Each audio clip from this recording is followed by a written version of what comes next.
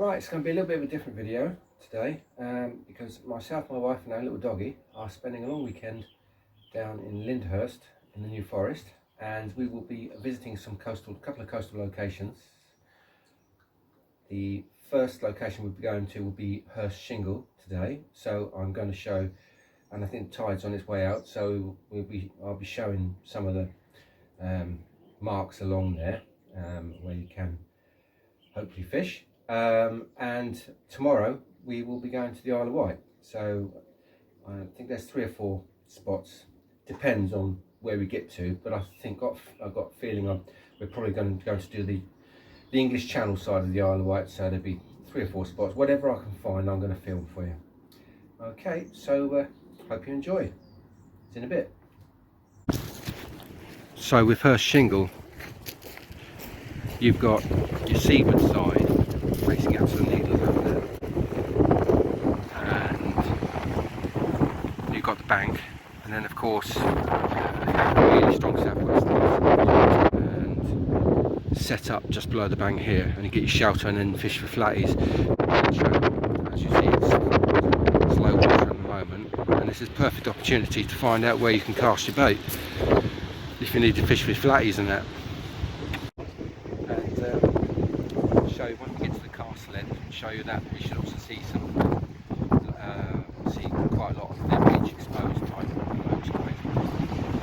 There you go, catch it a bit. Just another example here of the channels which go into the little kind of creeks that go into the main channel. And you'd place your bait about there, that's out into the channel, one close to the entrances and one out in the channel. Now, if you look carefully down there, through the road, those lumps of old wood sticking out, that'd be the sort of thing that you wouldn't see at high water, and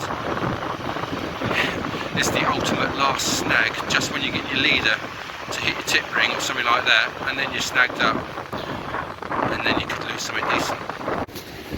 So here we have channel widening now as we get towards the castle, which is a lot deeper here. I bet this will be a very nice place to school these. Yeah, and then over there, of course, it goes out to the mouth, winds its way round past those marshes to the castle and out to the Solent.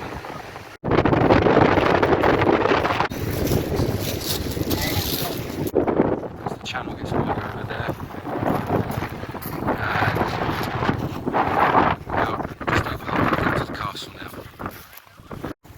It's Fabi and PP just making their way, grumbling at me, stopping all the time to take some filming. There she is, she's gone mental now, there you go. She's not happy, there we go, with me anyway.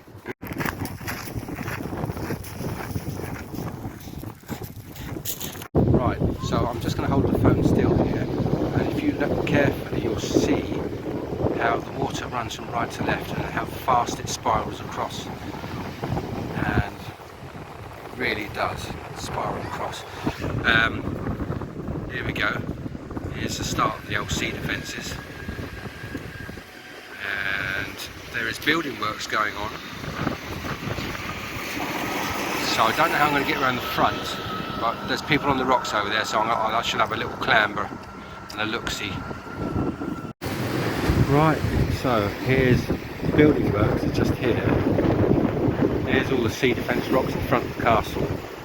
And somewhere over there, where the tide rip is, if you can finger that way, if you could see over there, there's a change in the water, where 2 tides meet. Okay, which is the entrance to the Solent. Literally out the front of here there is a 40-foot hole somewhere which you can cast into, just full of all sorts of rubbish and old exploded munitions which were just dumped into this hole apparently, and there's a lot of big conger in that. But, yeah.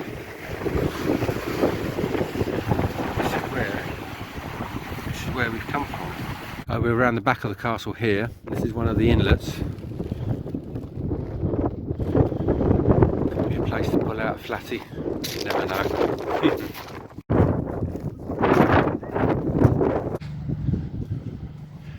So, as you can see on both sides of the castle, it doesn't look like there's any access to the front for fishing at the moment, so I don't know when this work will be finished.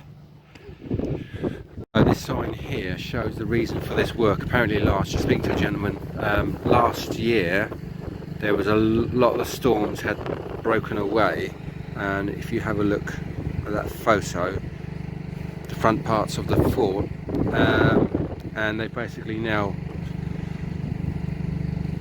are doing reinforcement work with stone, with boulders. Yeah, let's have a look at there. That comes up legible on the film or not, I don't know. You can pause that if you want to read it. Yeah, so standing by the lighthouse now, and yeah, it's impressive. Let's have a look around the front, the entrance to the estuary bit here, around the back. So there is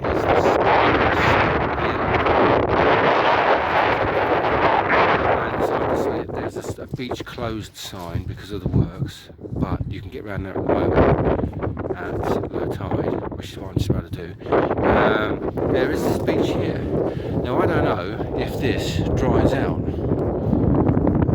As you can see, there are yachts moored in here, and I don't know how deep this is, but this does look like a good option, good explorative option. And there's the point of the beach down there as well, on the very entrance to the back channel. So I'm actually at the back of the works here, so I've gone around low tide, Magna Carta and all that. Yeah, this would look like a very nice place to just sort of flick a lob of bait in about 30-40 yards, just beyond the breakers. Wouldn't want to go any further, but it does look quite nice here. I am really impressed.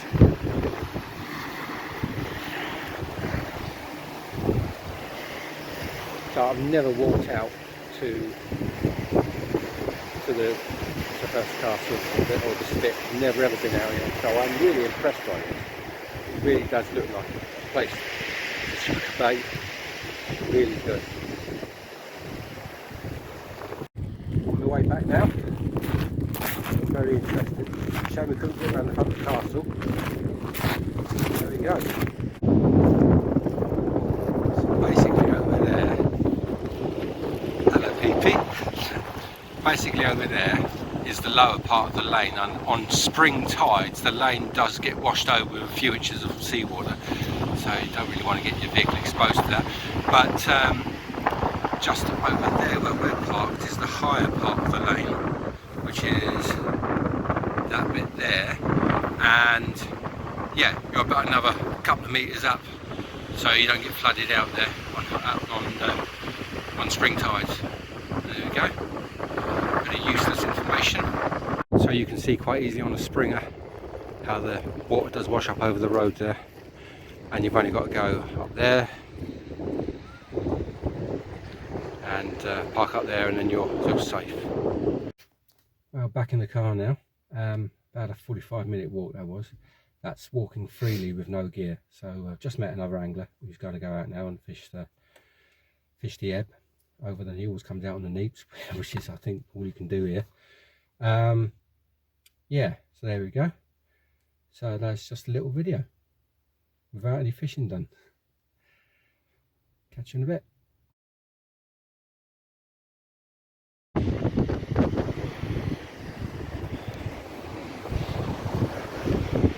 We're out of fresh water. It looks a good beach. Sand under there, where that buoy is over there. There's a buoy at that side. And rough ground to the left where the stack is. And that's looking down onto the rough ground. So, rotten bottom,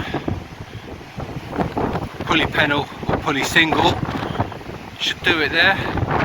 Second stack just round the corner, bit of a beach 100% Bassy. And there's the cliffs. They go off round the corner to the Needles. Amazing.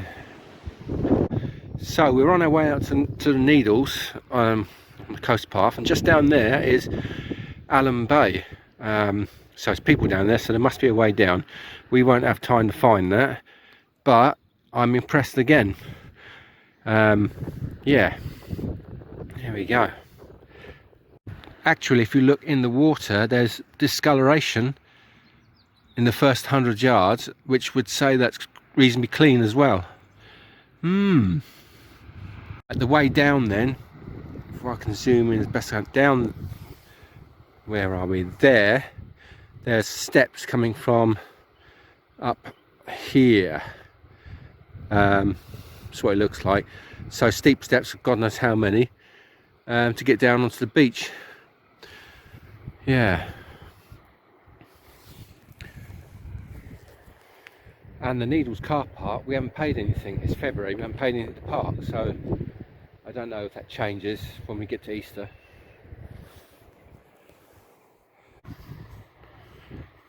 So there's the steps, just there. And just there, the far end of the beach, is a point, a rocky point, which I wouldn't mind exploring, and just go around the point there. There could be some good marks around there.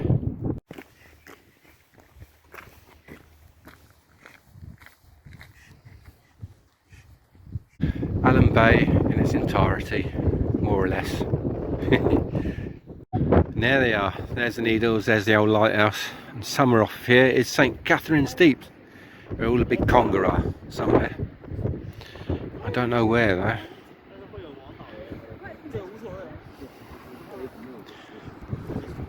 Massive tide race over there. Here we have Shanklin Beach. If you can hear that, Shanklin Beach, one way through. So we're at Ventnor now, and there's like a little kind of harbour entrance there. And take my finger out of the way. Really snag city, really rough ground here.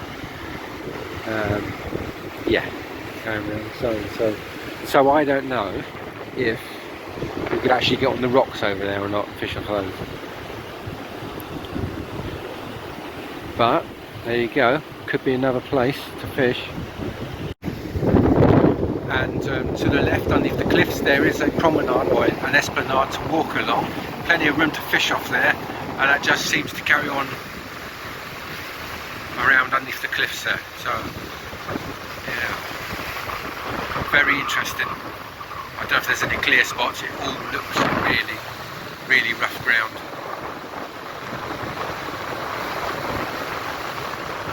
There we go.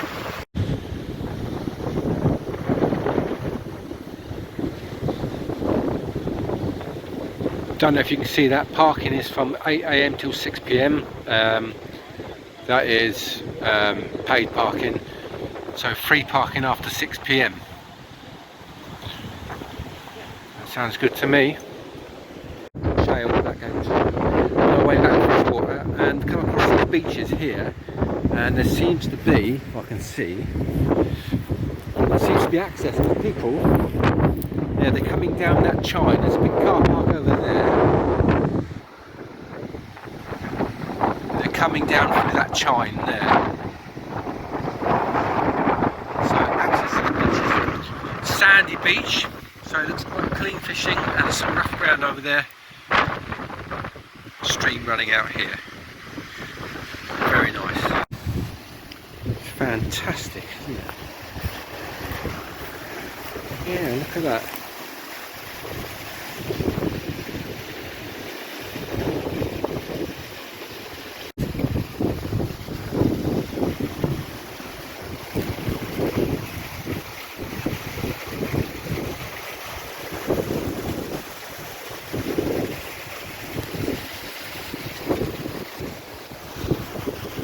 Beautiful.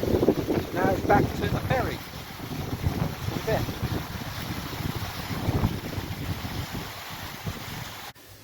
Well, we're back at the ferry at Yarmouth, so it's Yarmouth to Lymington, and yeah, so I think I've shown a few spots on Hurst Shingle and 2 or 3 spots here on the channel side of the Isle of Wight, and it all looks quite good. So I'm looking forward to trying some of these spots soon. Yeah. There we are. Right, until next time. Thanks for watching. Ciao for now.